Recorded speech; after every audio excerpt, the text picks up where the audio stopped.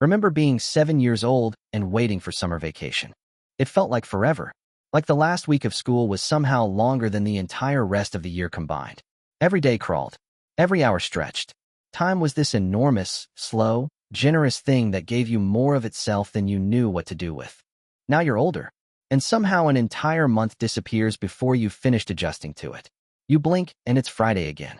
You blink again, and the year is almost over. You find yourself saying, "I can't believe it's already," more times than you can count. Nothing about the clock changed. 60 seconds is still 60 seconds. So what actually happened? Here's what most people assume. They think it's just a natural consequence of getting older. That time speeds up the same way metabolism slows down. Just one of those things that happens, and there's nothing deeper to understand about it. They file it under "that's life" and move on. But that's not what's happening. And the real explanation is going to change how you think about every single day you have left. Here's the truth. Time doesn't speed up. Your perception of it does. And your perception is being controlled by something you do every single day without realizing it. Or more accurately, something you stop doing. Psychologists call this the proportion theory. When you're 7 years old, 1 year represents roughly 14% of your entire life. It's a massive slice of your total experience. It's full of firsts. First time riding a bike. First time making a real friend.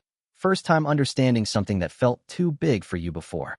But when you're 35, 1 year represents less than 3% of everything you've lived. It's proportionally tiny, and your brain files it accordingly. But here's where it gets really interesting. Proportion theory only tells part of the story. The deeper mechanism is something called neural encoding.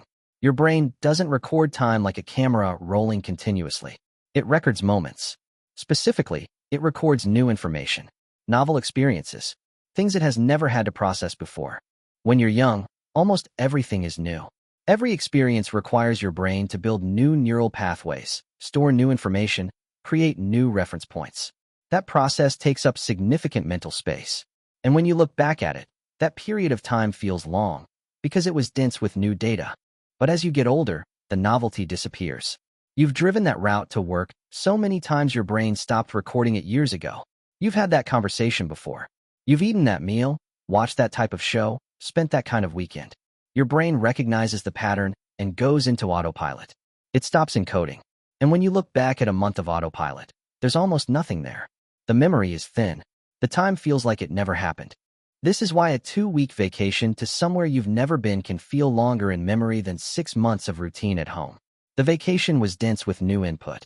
Your brain was recording constantly. The routine months were largely skipped. Think about what this actually means. It means most people are accidentally living on fast forward. Not because time is speeding up, because their lives have become so predictable that their brains have stopped paying attention. And here's the part that most people never connect. The same mechanism that makes time feel short also makes life feel empty. When your brain isn't encoding new experiences, you're not just losing time. You're losing memory. You're losing the feeling of having actually lived the days you moved through. A year of autopilot doesn't just feel fast. It feels like it barely existed at all. Now here's what most people do with this information. They assume the solution is to travel more, do extreme things, constantly chase novelty. But that's not quite right either, because novelty for its own sake becomes its own pattern. Your brain adapts to almost anything if you repeat it enough.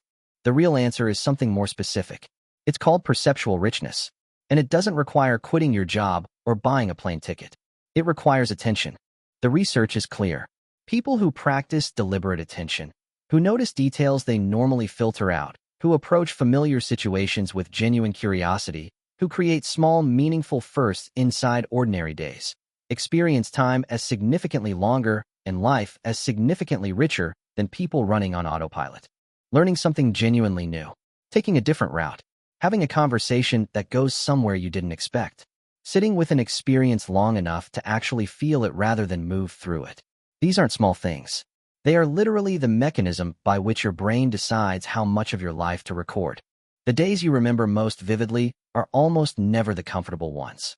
They're the ones where something made you present, something made you pay attention, something interrupted the pattern long enough for your brain to say, "This is worth keeping."